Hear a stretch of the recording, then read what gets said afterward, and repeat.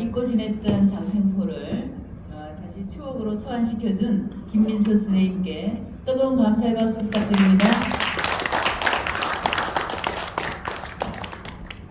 네, 이어서 장생포 신화를 꿈꾸다 장생포의 어제와 오늘을 주제로 강연해 주실 유정한 분을 모시도록 하겠습니다. 장생포 초등학교를 졸업하셨습니다. 울산시 마을 공동체 마을 만들기 위원회 위원 및 한국해양문화연구원 원장님으로 계시고요. 다양한 또 울산 발전을 위해서 중요한 단체에서 많은 활동을 펼치고 계시고 무형유산학, 공영문화학 등 다수의 학술지를 발표하셨고 현 울산대학교 연구교수로 재직 중이신 김구한 교수님을 모시도록 하겠습니다. 여러분 큰 박수 부탁드립니다.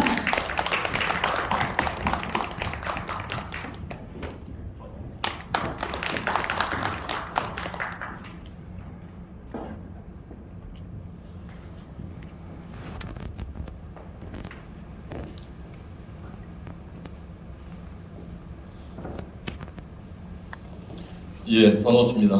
김관입니다. 이 앞서 우리 심기현 교수님의 어떤 최신과 관련된 생태와 관련된 강의는 제 같은 사람 굉장히 많은 도움이 됐습니다. 어쩌면 이제 제가 주 전공자는 아니지만 관심을 굉장히 많이 가진 분야이기도 하죠. 오늘 제 강의의 어떤 이 세 번째 주제와 굉장히 많이 이제 연결된 그런 부분입니다. 근데 오늘은 이 세 번째 부분은 조금만 합니다. 이거는 이제 굉장히 비판적 시각과 또 장생포의 현재의 모습, 미래의 모습은 제가 봐서는 그렇게 아름답지 않기 때문에 이거는 이제 다음 기회에 한번 다시 천착해야 될 그런 주제라서 오늘 주제는 주로 제 기억 속에 남아있는 장생포라는 공간입니다. 저는 장생포 초등학교를 졸업했고 초등학교부터 그 이후 1987년까지는 부지런히 들락날락거렸던 친구들이 있고 제가 직접 본 것들과 그 이후 제가 이제 구술 사업을 하면서 다니면서 만났던 동네 형님들의 이야기이기도 합니다. 그런 이야기가 이제 주가 될 것 같습니다. 이 장생포란 곳은 굉장히 이제 고려란 콘텐츠로 이제 유명하게 된 도시이기도 합니다. 그리고 어쩌면 울산의 미래와 가장 맞물려 있는 그런 공간이기도 합니다. 오늘 그런 이야기, 장생포의 과거를 통해서 현재의 모습과 미래의 모습을 진단해보는 그런 시간을 좀 가져보도록 하겠습니다. 제게 주어진 45분 알고 있습니다. 그 45분 안에 마무리를 잘할 수 있도록 하겠습니다. 이 내용은 거의 3시간 분량이에요. 근데 대부분은 우리 답사로 또 소화해야 될 부분이 있기 때문에 그 부분은 좀 건성 건너뛰면서 이야기를 좀 이어가 보도록 하겠습니다. 이제 먼저 제가 오늘 말씀드린 것은 활자화된 자료보다는 구술에 의존하고 있습니다. 저의 기억과 제 주변, 주로 제 밑에 놓으세요. 형님들의 이야기, 그것을 묶은 내용들이기 때문에 이 구술이라는 것은 굉장히 애매모호한 경계선상에 있는 것이기도 합니다. 그게 과연 사실이냐 진실이냐 이 문제이겠죠. 근데 사실과 진실은 분명히 다른 문제예요. 신문 기사가 사실을 다루지만 진실이라고는 할 수 없듯이 이런 부분에 대한 견해를 먼저 말씀드리고 시작을 나을 것 같습니다. 이 회상이라는 어떤 행위를 통해 가지고 기억을 한국 정부의 대상으로 삼는 것이 구술사예요. 이 구술사는 우리나라에서는 2000년 넘어서부터 급격하게 활발하게 된 학문의 한 분야입니다. 너무 활발하게 되다 보니까 죄송합니다만은 누구나 아무나 할 수 있는 분야로 자리 잡아가고 있어요. 이것은 또 한계이기도 합니다. 또 모순성이기도 하고 이것을 국가가 상당히 주도한 것도 있습니다. 국사평찰위원회나 한국학중앙연구원에서 어마어마한 돈을 들여요. 한국학중앙연구원은 무려 10년의 세월을 수백억의 예산을 들여가지고 시도한 사업이기도 하죠. 어떻든 구술이라는 것은 원래 활자를 가지지 못한 민중들의 삶을 기록하기 위해서 생긴 학문의 한 분야인데 오히려 지금 이제 엘리트 구술을 가버렸죠. 권력과 활자를 점유했던 분야의 어떤 그런 이 특권층의 사람들이 다시 구술의 분야로 뛰어든 이런 아이디어를 갖고 있기도 합니다. 여기서 중요한 그것이 아니고 과연 이 장생포 지역에서 살았던 사람들의 삶의 모습은 어땠는가 하는 과정을 좀 추적해 나가보자는 것이죠. 모든 길은 로마를 통하듯이 모든 길은 기억으로 통한다. 야스만 독일의 어떤 기억학자입니다. 기억의 중요성을 아주 이게 보통은 평범한 진부한 필요할지 모르지만 이 기억의 중요성을 가장 잘 보여준 그런 말이라고 봅니다. 근데 이 장생고 들어왔을 때 이 개인적 기억이라는 것은 그 집단에서 공유되고 인정될 때 집합 기억으로 존재할 수가 있는 것입니다. 바로 이 집합 기억이라는 것은 개인에서 선택한 것이 아니고 집단에서 선택할 때 그 집합 기억으로서의 의미를 가질 수 있는 것입니다. 장생포라는 말은 고래나 존재를 가지고 출발했습니다. 이 고래의 존재는 바로 장생포라는 공간의 집합 기억의 표상으로 자리 잡은 것입니다. 고래가 없으면 장생포도 없는 것입니다. 그걸 말합니다. 그런 점에서 고래를 통해서 이 장생포 도시가 어떻게 성장해왔고 앞으로 어떻게 나아가야 될 것인가 하는 그런 부분에 대한 이야기를 좀 나눌 수 있겠습니다. 그런데 여기에 함정이 있다는 것이죠. 바로 구술에서 진실성 문제는 항상 제기되는 문제예요. 그래서 제가 인터뷰를 쭉 하다 보면 학교 인터뷰를 제가 170여 명이 했습니다. 한 8년 동안 그렇게 하다. 우리 근현대사의 발전 과정의 문제이고 울산의 성장과 관련된 문제이고요. 저는 개인적으로 한 100여명을 그 인터뷰했습니다. 그것은 바로 말 관련된 그 사라진 말 이야기. 저는 말에 대해 관심이 굉장히 많습니다. 지금 그것이 기록으로 남긴 것도 전부 다 사라진 말들이에요. 울산의 해안 말들은 너무나 아름답습니다. 제 고향도 마찬가지입니다. 저는 실향입니다. 바로 장생을 이웃한 양동 양중갑입니다. 그래서 저는 굉장히 상처가 많은 사람입니다. 국가 권력에서 도시화되고 그 도시화를 통해서 초창기에 잃어버린 겁니다. 그것은 뭐 물질 정도 마찬가지입니다. 아마 우리 선산이 아닌가 우리 땅에 모델이 있으라 그러면 아마 여기서 이 분들은 저를 못 봤을지도 모릅니다. 땅도 많고 산도 많았습니다. 어떻든 국가에 헌납한 것이죠. 사실 돈을 받았습니다. 아주 조그만 집 한 채로 살지 못할 정도의 그런 돈을 보상받은 거죠. 사실 저 선생께서는 신화업의 종소리 합병 들었어요. 안경하고 40달 술 드셔가지고 신화업 15년 술 마시고 안경을 돌아있어요. 한이 많이 맺힌 부분이죠. 저도 그런 부분에서 이 사라진 말에 아주 집착하는 거예요. 우리 같은 학교에서 여선생님 저보고 너무 과거에 집착하는 과거에 생각나지 못하는 그런 사람을 이제 평가하는 얘기도 많이 들었습니다만 솔직히 그렇기도 합니다. 사실. 아까 우리 김윤석 스님께서 이제 장신구 유년의 저는 굉장히 가슴이 짝짝했습니다. 바로 그것은 제 얘기거든요. 또 지금 제가 살아가는 하나의 어떤 이유기도 하죠. 사실. 그런 측면에서 이제 저는 구술을 활자화되지 못한 사람의 삶을 기록하려고 구술을 꾸준히 하고 있습니다. 그런데 신기하게도 이 구술이라는 것은 굉장히 한 사람의 기억이 왜곡되는 경향이 굉장히 많다는 거죠. 그래서 마치 내가 경험하지 않았는데 내가 경험한 것처럼 말합니다. 그러다 보니까 서로 같이 교차 대조를 해버리면 어긋나는 부분이 굉장히 많다는 거죠. 이 구술은 바다에서 제가 낸 결론은 많은 사람을 하는 것이 더 좋은 것이다. 나머지는 연구자의 몫입니다. 연구자가 얼마나 구술이라는 인식을 잘 가지고 접근하느냐. 그냥 이 프로젝트성 지금 장생포도 굉장히 그런 사업이 많죠. 지금 스토리텔링이라는 이름으로 책이 몇 권 나와 있어요. 뭐 천지 문당 품은 말 장생포라, 걷다 쉬다다 이런 책들이 굉장히 많이 나와 있는데 이 장생포의 본질을 얼마나 제대로 꿰뚫어 보고 있느냐 하는 것은 의문이죠. 근데 저는 중요한 것은 그런 책자들이 많이 나오는 것은 좋아요, 사실. 그것은 우리가 잘못된 것은 보완해가 점차 나가면 심각하게 왜곡해버리면 이게 문제죠.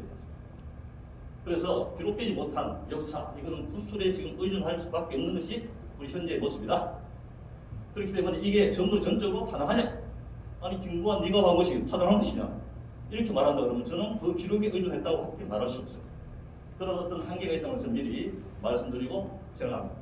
더더욱 중요한 것은 이 기억의 기록이라는 것은 바로 지역 주민, 활자를 가지 못한 사람들은 기억을 통해서 그 역사를 복원할 수 있는 방법밖에 없습니다. 그 기억을 통해서 그 말의 주체성이라든가 또는 정체성이라든가 이런 것을 밝혀 나갈 수밖에 없기 때문에 그런 부분을 일정 부분 인정하면서 오늘 얘기는 제가 직접 경험한 것, 제가 살아왔기 때문에 저는 장생고 초등학교를 1968년쯤 가가지고 94년, 74년 이후에 졸업했습니다.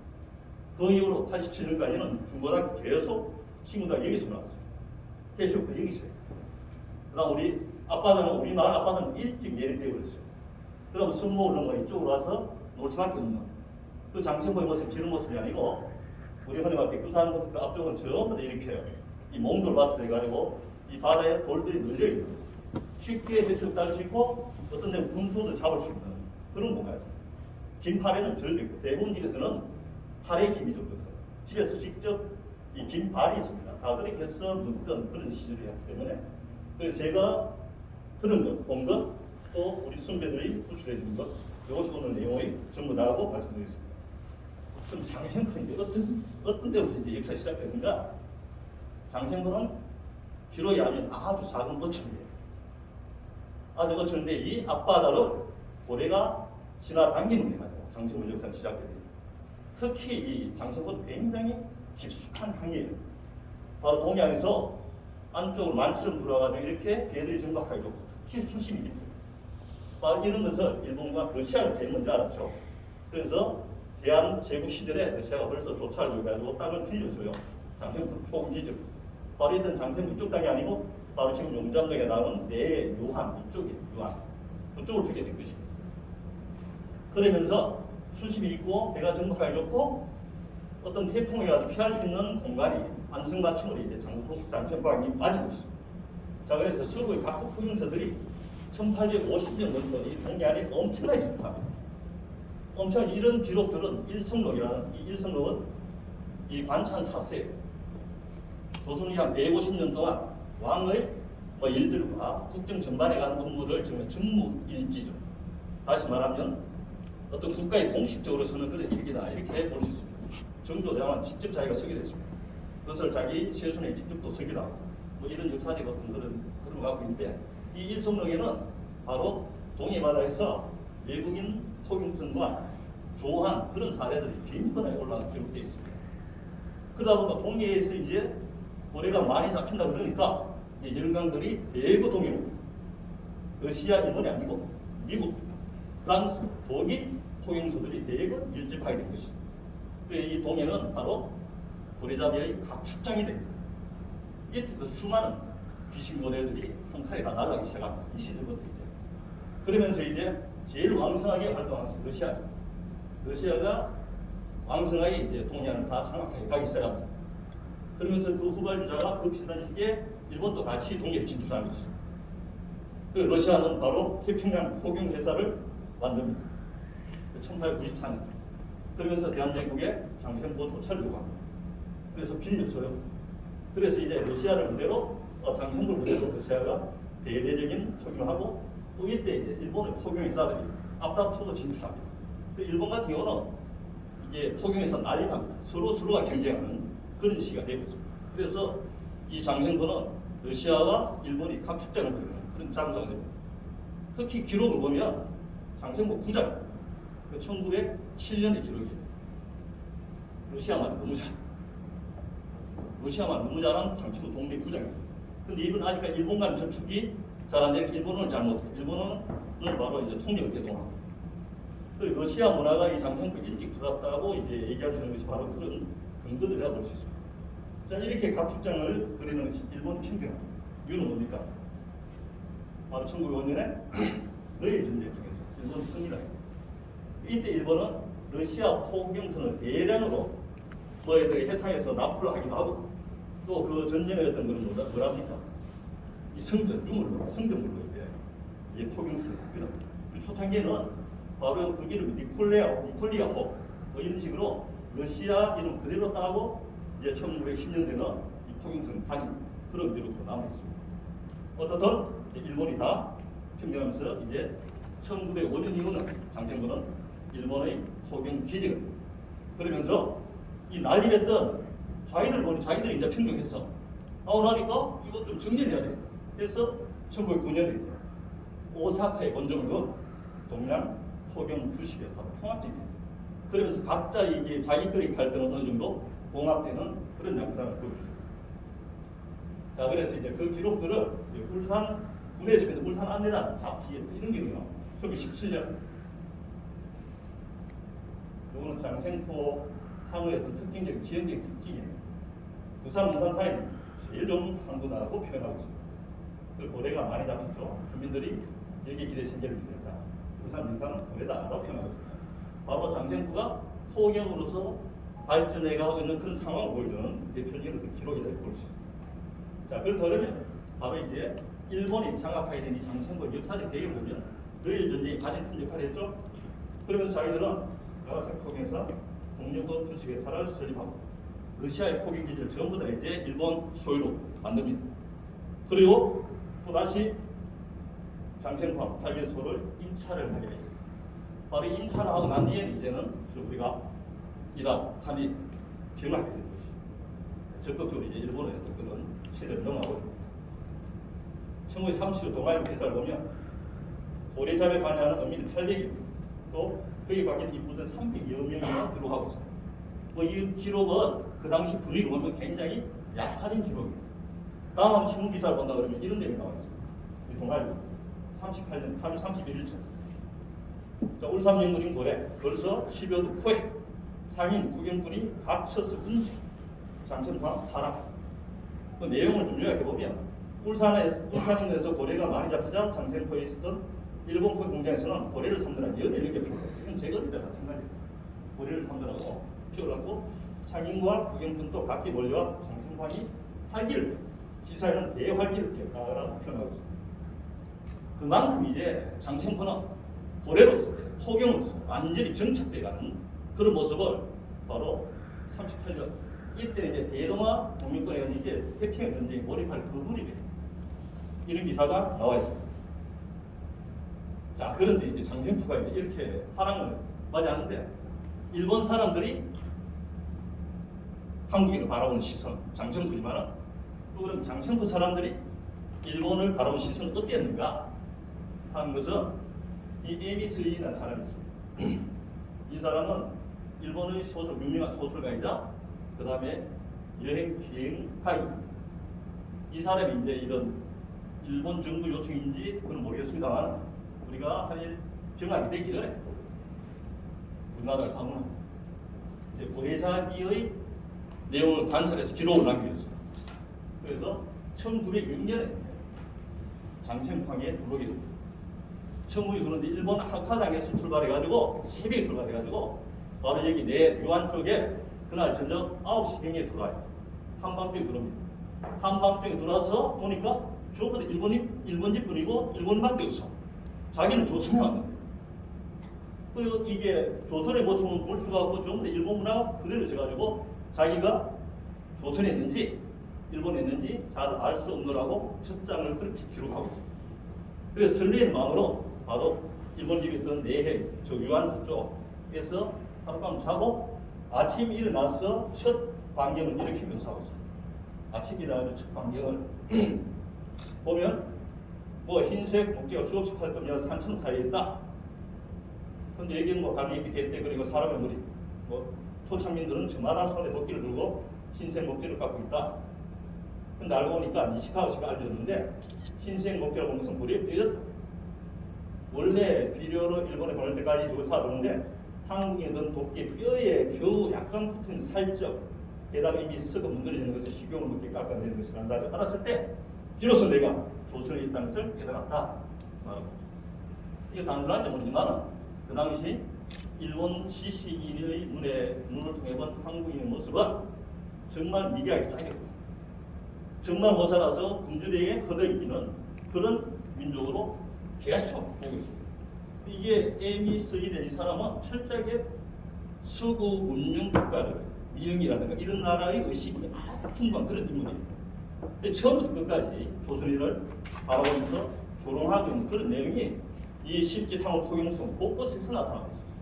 열시하는 모습, 심지어는 우리를 토인이라고 합니다. 이거 토착민입니다. 토인이라고 표현하고 있는 그런 구조도 굉장히 많이 나오죠. 이것을 통해서 바로 일본 제국주의자들이 한국을 바라보는 시선이 명확하게 드러나는 것입니다.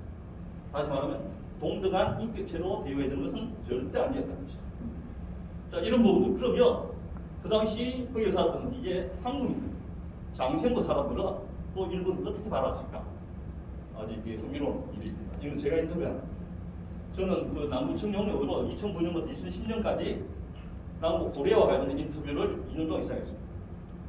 울산대 역사문화 프링란 세계 연구책 교수고 저하고 미야데 개공대 이순했어요. 울산 사람 이상 문화인류학자 3명이 2년 동안 부스 리뷰에 있는 고래에 관한 전반적인 유통까지 모든 포함한 인터뷰를 시작했습니다. 그건 굉장히 의미 있는 작업이었어요. 근데 이게 구술은 너무 거칠어요. 일반인들이 보기 너무 힘들어요. 그래서 서영란 선생이 대중서를 아주 잘 봅니다. 장생포 이야기라는 책으로 이제 대중서를 하나 편찬한 겁니다.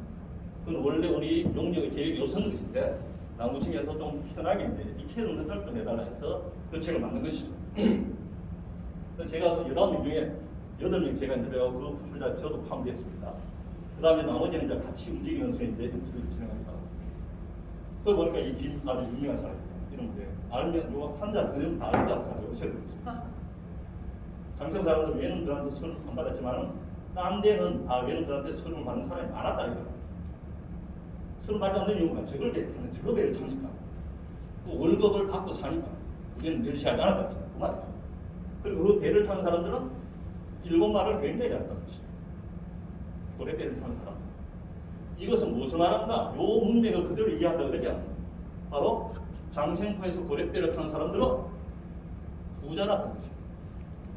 부자라는 것이고 딴 데 사람들은 왜냐면 서름을 받지 않았다는 것은 일본 사람들의 말에 그만큼 잘 순응했다는 것이죠.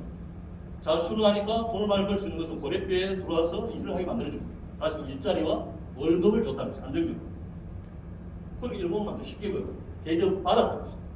더 중요한 사실은 딴 데 사람들은 외놈한테 서름 받은 줄 모르지만 적어도 장생포에서 생활하는 사람들은 외놈의 서름을 받지 않았다는 것이죠. 아, 이거 굉장히 중요해요.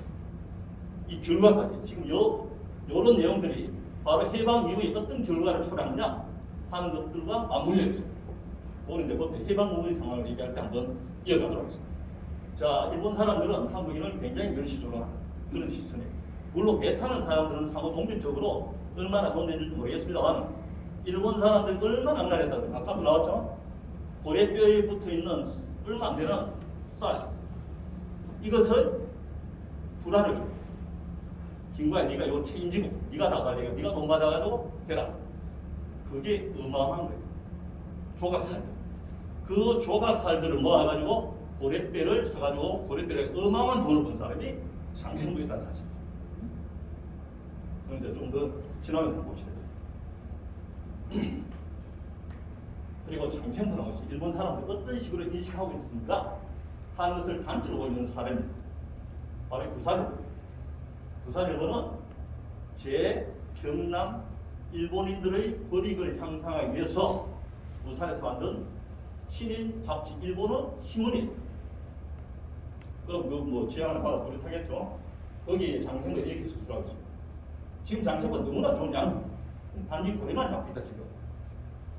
향후 동해안선이 개통되면 울산 장성간의 지선 부설 계획에 경북 강원도 방면의 울산 전부 장성 집중된다. 나가 일본으로 직항 큰 기선이 출나가 멀잖아. 그런데 이런 옮겨야 되면서 근무 중의 근무인데 일단 발전체를 만들어도 행정기관 면사무소 전체의 위치를 말하면 벽진 여천리에 그리고 뭐가 장생포 중앙이에요. 이 말은 무슨 말이겠습니까? 면사무소가 여천리 대연면사무소예요. 대연중학교예요. 철저히 일본인이시가요. 다시 말해서 이 장생포 존재를 자기가 어떻게 생각합니까? 바로 일본 장생포 한반도 국부로 연결합니다. 거시적인 발전 전략 안에 장생포를 위치시키고 있다는 사실이죠. 어마어마한 위상입니다. 그러니까 장생포가 중앙인 것입니다. 앞으로 중앙인 정부의 역할을 해야 될 이곳인데 면사무소가 여기 없다는 것이 어떻게 말이 되느냐. 그래서 여론을 조사한 것이에요. 이렇게 조정하자 대형 의원들이 난리 났습니다. 연파장을 썼어요. 연파장 써가지고 경남도에 보냈습니다. 그런데 장생포 지역의 유지들이 적극 찬성하였습니다. 우리는 이들은 강력히 추구한다. 그 장생포가 너무 잘 살았다. 속된 말로 말빨이 통했다 이겁니다. 결국 1936년에 면사무소가 장생포로 이전됩니다. 그 장생포가 중앙이 된 것이 일본 말처럼. 그 장생포가 어마어마한 성장하게 되는 그런 계기는 다 일본의 있기 말해서 이런 뭐랄까 권력을 누리게 되는 그런 동네가 됩니다. 자, 이렇게 시작됐습니다.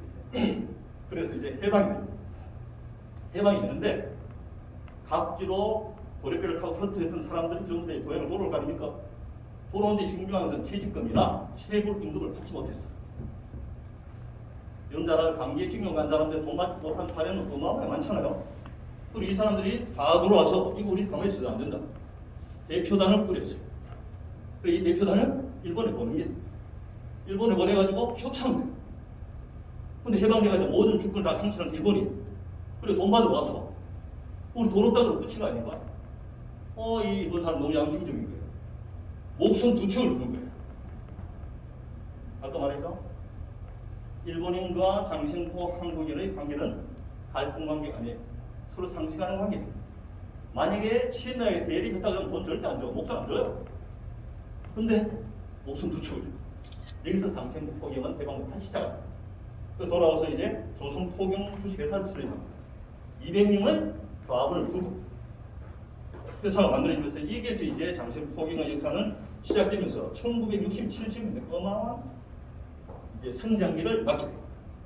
특히 60년대 중반 이후에 디젤 엔진을 장착한 철새를 등장합니다. 옛날에 목선 타고 어청도, 흑산도 가려면 하루 이틀 걸립니다. 하루 만에 못 가. 아무리 빨리 가. 철선은 엔진 다니까 하루 만에 흑산도 가요. 시간도 그만 단축되는 것이죠. 그러면서 이제 목선은 예를 들어가지고 이 창고리 같은 경우 한 20m 이상 되는 것을 배 옆에 전부 다 매달고 와야 됩니다. 매달고 이러면 피도 다 빠지죠. 이 신선도가 떨어져요. 철선의 속도도 빠를 뿐 아니라 이제는 뱅가라는 링크거리 전부 다 가판에 올려가지고 해치가 가능해요. 신선도를 유지하고 있어요. 그리고 얼음을 뭐 5톤씩 싣고 가고 이런 사례들이 나와요. 그러면서 어마어마한 이제 그리고 이 창고리라는 것은 이 장생 사람 나가수라 일본 말로 이 나가수가 그 당시 엄청나게 잡힙니다. 보통 20m 안팎에. 여러분 기록에 난 사진물 든 나가수 아니면 전부 다 긴 수영 고래. 긴 수영 고래는 평균 24m에서 28m입니다. 이 높이는 3m에서 5m. 그리고 사다리 타고 올라가는 사진들도 많이 있어요. 그것들이 60년대 후반, 70년대 초반 엄청나게 잡힌 거죠. 그래서 장생고는 그냥 포경을 전성기를 가져요. 그러다가 1978년에 국제 포경 규제 조약에 우리가 가입합니다. 이거 아무 준비도 없이 가입합니다. 다시 말해서 우리 동의에서 논의는 고래 자원이 어느 정도 된다는 것을 우리가 조사를 했으면 대출을 했을까요? 아무 대책 없어요. 근데 가입했어. 왜 가입했는가? 단순합니다. 명태, 고래. 우리 고래가 너무 커요. 그렇다고 할 때 명태를 잡을래, 고래를 잡을래? 중국에 물었어. 그 정부에서는 고래는 이거 특수하게 이거 동양 노지역이에요. 명태는 전 국민의 식량이에요. 당연히 명태를 줍니다. 소투에 나는. 그리고 고래는 탁 망하기 시작합니다. 당연한 거거든. 근데 중요한 고래 자원 조사를 하지 않았다는 것이 우리 불행의 시작이에요. 일본 한번 지금 계속 시험용부터 해가지고 다 그거 했어요. 무조건 우리 잡겠다 하고 완전 개쩔하시고 나갔습니다. 물론 지금 잡는 게 중요한 게 아니죠, 사실. 나중에 말씀드리겠습니다만 또 변화됐어요. 그러면서 1986년에 상위 포경이 전면 금지돼요. 그래서 장생부는 급하게 수혜라고 길로 가는 것이죠. 그러다가 이제 고래 축제가 만들어지면서 95년 이 지역 주민 위주로 만들어졌어요. 이게 이 지자체 관심을 가지면서 이렇게 몇명이 크게 된 것이죠. 이렇게 키우는데 윤수일이 어마어마한 공을 했습니다. 초창기는 무보수로 갔기 때문에. 그러면서 19세기 말 약 1세기 동안 러시아와 일본의 포경 기지를 설치함으로써 장생포가 각광을 받는 그런 동네에서 포경 금지가 되었습니다. 고리잡이는 대담원이 막을 입니다. 이제 발버둥 치는 것은 사라진 고래를 다시 어떻게 보관할 것인가를 가지고 지금 장생포 고래 특구는 고민하고 있습니다. 이 고민할 때 과연 식용의 문제인가, 생태환경의 문제인가, 우리 선택 규로에 되고 있습니다. 지금 잠시 후에 다시 한번 갖다 드리는 거겠습니다. 자, 그러면 이제 장생포는 어떤 것인가? 바로 이제 제가 말하고자 하는 것은 바로 이 부분. 기회가 있었으면 장생포. 실화의 흔적을 한번 찾아가 봅시다. 이 장생포를 이해해서 우리 먼저 이해할 부분을 얘기했습니다. 장생포는 다원적 주체와 이질적 문화가 만나는 혼전적 장수라는 것이죠. 무슨 말인가? 19세기도 마찬가지, 20세기도 마찬가지, 20세기 초반도 마찬가지. 바로 러시아, 일본, 한국입니다. 이런 것들이 이 문화가 장생포 안에서 충돌합니다. 러시아 문화도 그렇고, 일본 문화도 그렇고, 한국의 전통 문화도 그렇고, 여기서 짬뽕됩니다. 그 경계가 모호한 시절입니다. 그런데 일제시대도 마찬가지, 해방 이후도 마찬가지. 이 장생포는 어떤 양가 보입니까? 초창기 별로 없어요. 고래를 찾았어. 일자를 찾아서 사람들이 마구 몰려들어온 것이에요. 그리고 해방 이전이든 해방 이후든 주체들이 굉장히 다양하고 인일지역이나 막 짬뽕된 혼종적 장수가 장생포라고 있어요. 지금도 마찬가지예요. 그 단체 사례가 뭐냐? 바로 이 인구 분포도예요. 토착민이 토박이, 장세부 토박이 별로 없습니다. 지금 제가 인터뷰를 쭉 해봐 5명 여쭤봤는데 다 비율로 말씀해라. 그러니까 정확한 구체적 증거가 없으니까 어떤 사람은 토박이 10%도 안 된다. 어떤 사람은 10에서 20% 정도 될 것이다. 이런 답이 대부분. 그리고 10에서 20%가 토박이 비율이. 다시 말해서 조상 대대로 여기 산 사람, 선산 있고 뭐 이런 거 공동묘지 다 있고 이런 사람 나머지 전부 다 백제에 쏜 사람이고 장생부에서 돈 좀 번 이름 날린 사람들은 대부분 이북 출신이에요. 그걸 이제 흔들 찾아가면서 한번 봅시다. 어떻든 이런 그래서 짬뽕된 그런 오징어 공간이 장생부라는 것입니다. 그럼 고래뼈와 기름뼈의 주인은 누구인가?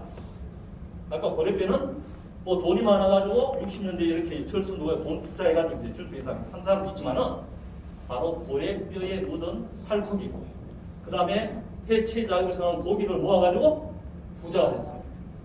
실제로 그렇게 고래뼈의 주인이 됐습니다. 이 배의 주인은 장생포에서 제일 큰 고래를 잡은 사람으로 기록되어 있습니다. 그럼 기름배의 주인은 누구인가? 1962년도에 유공 대한석유공사 지금 SK죠 들어옵니다.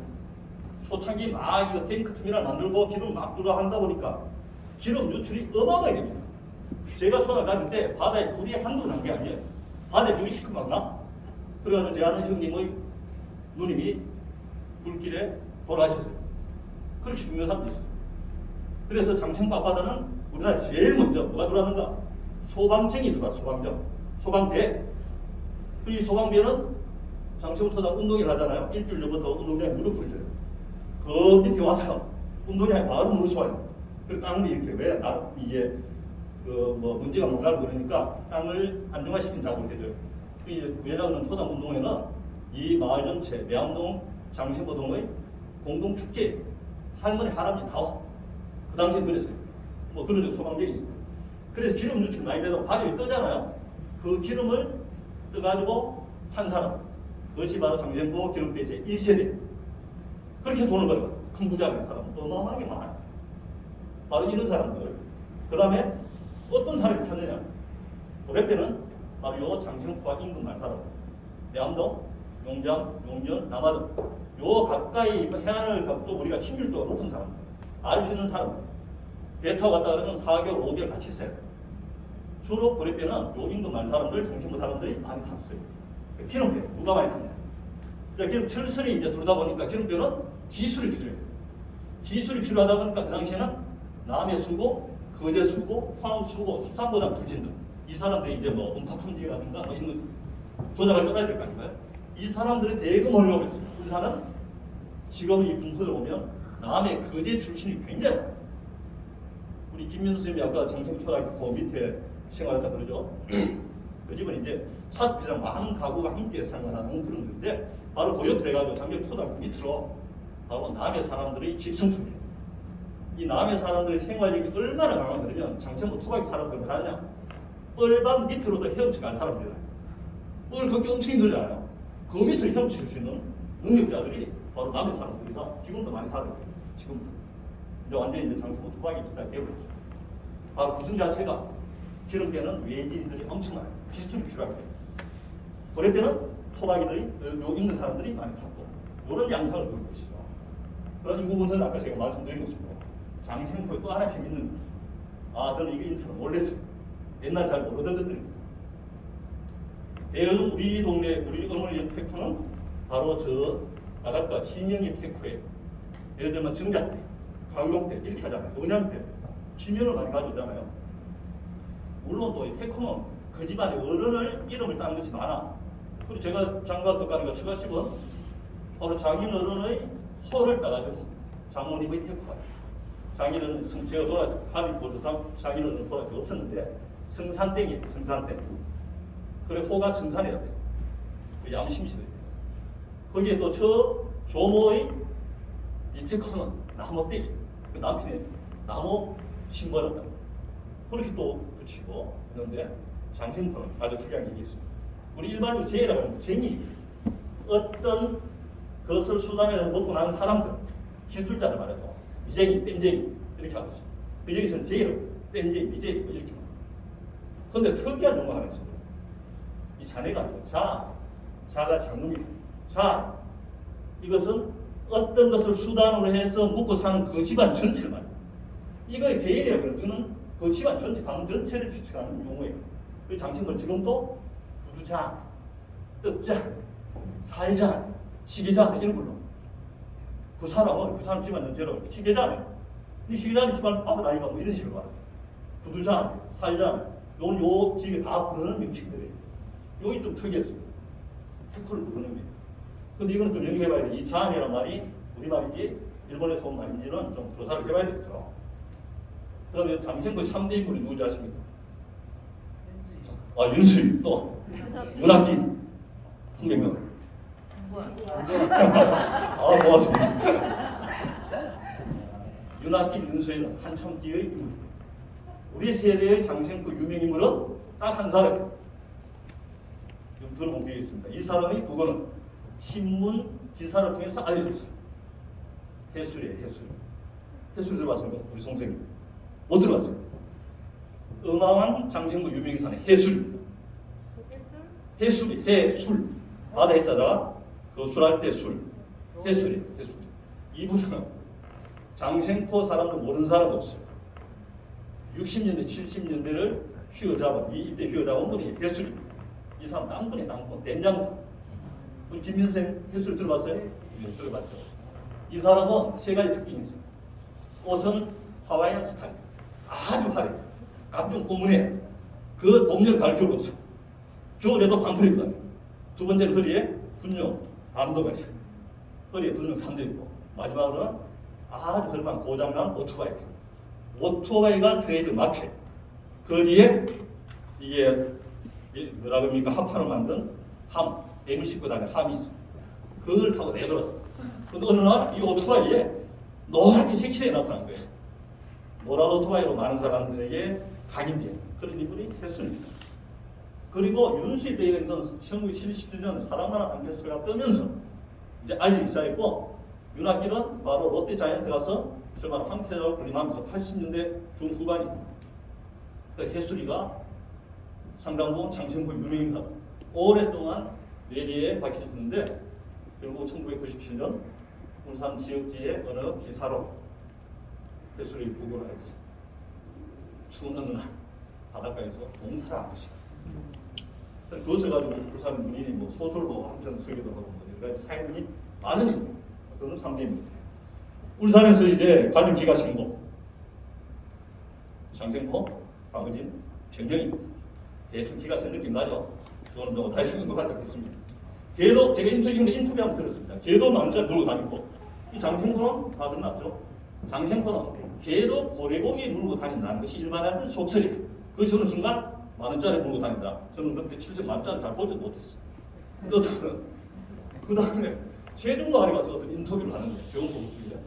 그 세종마을의 어르신은 장생포 웃겨서야 한다. 옛날 우리는 걔도 만짜리 물고 다녔어요. 또 일산지 마을에서 제가 이제 인터뷰했는데 사라진 마을, 그 미포 전화등 인터뷰하면서 일산지 마을 그거는 강의제는 웃기는 소리 하네. 박은진은 이주어촌이에요. 사실 일산동 주민들 그렇게 말할 이유가 있죠. 아주 조그마한 촌인데 일본은 정략적으로 구룡포와 강의제를 개발한 것이고. 그럼 일산지 마을 옛날 얘기는 걔도 만짜 물고 다녔어. 일산진, 세종, 장생포 만짜 물고 다녔다. 그건 예담입니다. 오늘 요만 가지고 얘기해도 뭐 끝을 찰 수 있습니다만 넘어가도록 하겠습니다.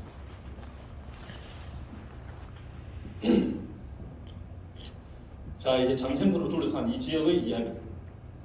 저는 개인적 일감인 게 장생포 하나만 가지고 스토리를 펴나가고 있습니다. 이 지역은 선목, 양조, 요수저, 선목, 양조, 대일, 납도죠. 이렇게 동국계 대일, 납도 둘러싸고 동일한 문화권이. 여기서 장생포만 딱 빼고 얘기하려면 스토리 할 게 없어요. 제가 문화말 가서 그런 얘기할 기회가 있는지 모르겠습니다만 장생포 살다 그러면 이 말 전체를 아우르는 스토리텔링이 될 때 이 지역이 가치 있는 문화자산으로 자리 잡을 수 있다는 거, 그 말만 드리겠습니다. 자, 오늘 이제 여러분과 답사를 해야 될 것입니다. 제가 표시한 이것들은 전부 다 사연이 있는 것들이에요. 제가 이것 다 얘기하라고 하면 끝도 없고 이 강의도 끝도 없이 3시간 떠들어야 돼요. 이거는 다니면서 이제 얘기를 해야 돼요. 윤학길 지금 한 가지 말씀드리고 넘어가야 되겠습니다. 윤학길 대단한 사람이죠. 제 초등학교 친구입니다. 초등학교만 지내고 그 이유는 만나본 적 별로 없어요. 그러니까 1988년도에 여러분 잘 아는 코리아나 나이트클럽에서 만났습니다. 자기가 승부원이가 자기 술을 산다고 초대를 하고 있어요. 그래서 코리아나 나이트클럽 처음 들어가고 있어요. 그래 그 이후 처음이자 끝이에요. 이 친구는 이 친구 집안이 대단합니다. 원래 있는 집안이에요. 이 친구의 큰아버지가 강원도 그 아버지 고향 강원도 통천이에요. 강원도 통천으로 누가 생각납니까? 정규요. 정주행이죠 바로. 큰아버지가 정주행과 엄청 친한 친구예요. 근데 정주행 그때 이제 기업을 일으킨다고 40년 50년대는 엄청나게 힘든데 자기 아버지는 벌써 원양성단 해가 자기 그 큰아버지는 원양성단 해가지고 우리나라 최초로 어디 갔냐? 소련영에 있는 베링 해역을 처음으로 간 원양성단이 바로 이 집안이에요. 그 어목하시죠. 근데 윤학길 아버지가 더 대단한 것은 뭐냐? 1948년 8월 15일 날 미군령에서 남한만의 합법 정부를 인정해가지고 38선 꺼져버려요. 근데 윤학길의 아버지의 부모님은 통천에 있어. 근데 윤학길 아버지가 지금 장생포에서는 윤학길 아버지가 신하화된 인물이에요. 여기에 구슬하면 각 편들이 수두룩하게 나와요. 윤학길 아버지가 통통배 엔진이 달린 배를 타고 통천을 가서 부모님 모시고 고향 내로 탈출시켰어. 그것이 정보부에 걸렸어. 잡혀갑니다. 잡혀갔는데 그 당시 큰아버지가 권력들했죠. 어마어마한 권력 가진 사람. 그 큰아버지 이름으로 아버지가 풀려났어. 그래서 대단한 사람. 또 그 부모님 모시고는 어떤 사람이 바로 윤학길 아버지. 그 어떤 사람은 노를 저 갔다. 이제 신학 시작되는 겁니다. 노를 저 갔다. 뭐 돛담배 타고 갔다. 뭐 헤엄치 갔다. 뭐 이런 다양한 얘기들이 파편화된 이야기입니다만은 어마어마한 위상갖고 있는 거예요. 원래 집은 여기가 아니라고 지금 그라도 호텔 그 옆에 집이 있다가 이쪽으로 지어 옮겼다가 야구를 승부하자 이 집안 전체가 부산을 바로 이사를 갔습니다. 그 흔적이 별로 없어요. 뭐 이런 것들. 천지문당 얘기도 마찬가지 가서 하도록 하겠습니다. 할 얘기 많습니다. 그 다음에 신의당 얘기도 할 얘기 많고 뭐 호발의 철공수부터 해가지고 극장은 건물이 그대로 있어요. 지금. 그때 그 당시 모습 그대로. 여기서 이제 좀 얘기해야 될 것들은 천지문당 가서 얘기하겠습니다. 이게 정기한당 10년 전의 모습입니다. 제가 2019년 1월 하니까 길 찾기 엄청 힘들었는데 겨울이라고 찾아갔습니다. 유감스럽게 제가 2주 전에 못 가요.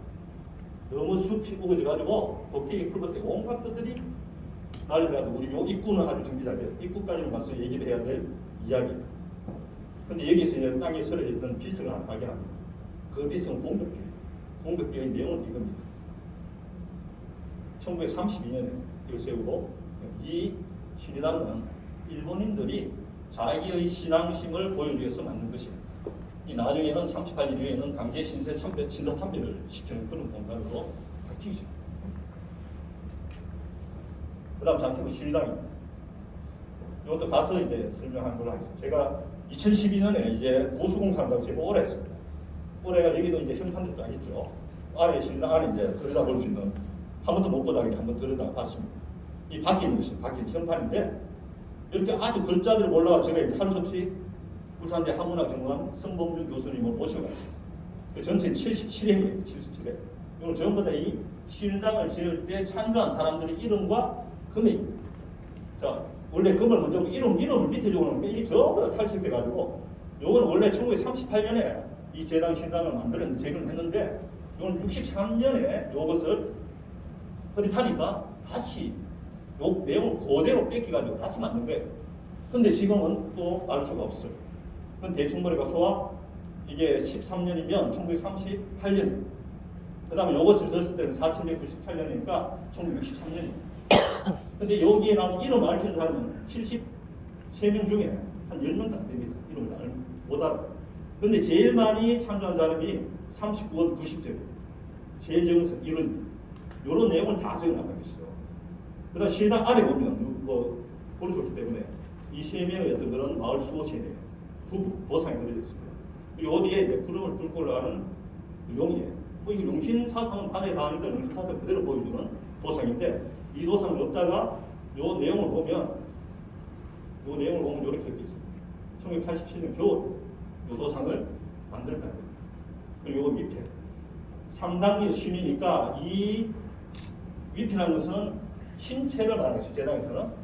그러니까 3당역 신의당이 공식적인 명칭이라서 앞에 하는 신의당이 됐어요. 근데 기록에는 신주당이라고 준주자 써가지고 돼 있습니다. 지금 그건 오류겠죠. 그 다음에 이게 상량분을 꺼내는 장면 직접 봐서 환기 2598년 이건 1938년이죠. 중원 무인 9월 초파에 개미 시절에 기둥을 세우고 상량한다 이런 뜻입니다. 그 총무 김호령, 감력의 김종호, 부장 강창호, 도목수 김계주, 공사원 이분입니다. 성산 방진 이렇게 요거는 실은 들고 시가 됐습니다. 이렇게 이제 저가지고 요새 안에 보관해 놨습니다. 그 다음에 아까 보면 약간 확대하면 이런 부분입니다. 이 신동기 기름 탱크, 신동기 씨 엄청 유명합니다. 신동기가 누구세요? 익산 라이트 아십니까? 익산 라이트를 세운 사람. 기름 돈 벌어요. 그 정도면 어떤 사람 알겠죠? 뭐 감히 상관없이. 울산 우리 장생포 대단합니다. 부산 가는 버스 시외버스의 터미널이 장생포 시작했습니다. 60년대, 70년대 중반까지. 여기서 출발한 경우는 그때는 시내버스는 여기서 회차집니다. 환경방 옆에 공터 넓고 해양경찰청 여기 돌아가 다시 가요. 그럼 여기 시외버스 터미널에 가면 성남동, 성남시장 앞에 옛날에 경주역구를 했었어요. 거기가 터미널입니다. 거기서 부산 가요. 그 성남동 터미널 우정동으로 옮긴 것이 이제 70년 후반입니다. 장생포 여기서 출발. 대단한 동네입니다. 극장문이 요런 요 기름집들도 여기 기름집 한 이거 이렇게 있습니다. 이렇게 조그맣게 이 사람 집도 많고 요게 이제 바로 배들이 들어오면 실은 갖다 주는 이런 기능을 하는 것이죠. 일제 때 이게 방파제 비슷한 축간이라고 합니다. 축하는 항구를 바다를 타는 것이고 나오게 그래서 축간이라고 합니다. 그 다음에 이제 오늘 가면서 봐야 될 이런 부분들 할 얘기 많습니다. 시간 관계상 가스 얘기하면서 여기서 막걸리 많이 먹습니다. 원래 103리터 아주 한번 얘기해요. 그 다음에 외양선은 휴게실 여기도 할 말 많죠. 또 장신모 재단도 마찬가지. 원래 양육받았는데 이것을 결국 넘겨줬다는 그런 얘기입니다. 넘어가겠습니다. 이것도 이제 내해 가면서 얘기하죠. 마지막 제가 오늘 하고 싶은 말들은 이거는 요 세 번 주제는 다음 기회에 언제가 있으면 한번 말씀드리겠습니다. 핵심은 뭐냐? 연계와 생태란다. 무슨 말씀이냐? 문화창고 썼습니다. 노래 방법은 있습니다. 그 중간에 아트스테이도 있고 세미골도 있고 1, 3년도 다 있습니다. 이게 함께 움직이지 않으면 장생보다 끝이에요. 바로 연계라는 것입니다. 조직과 공간, 사람이 연계되지 않으면 끝이에요. 아트스테이도 훌륭한 프로젝트 많이 운영하고 있어요. 세미골 마찬가지고 지금 호흡하기가 급해요. 이게 살아 숨질. 그 다음에 식용이라든가 고래를 가지고 뭐 돌고래 쇼를 보입니다. 이건 끝이에요. 생태적 관점 접근하지 않으면 장생 미래는 없습니다. 그래서 울산의 미래는 어디 찾아야 되니까? 바로 장생포에서 찾아야 되는 것입니다. 안굴에서 장생포로 통할 때 장생포는 영숙적으로 성장할 수 있는 것이다. 그런 말씀으로 마음을 짓고 못한 말씀들은 가면서 이야기를 좀 하도록 하겠습니다. 감사합니다.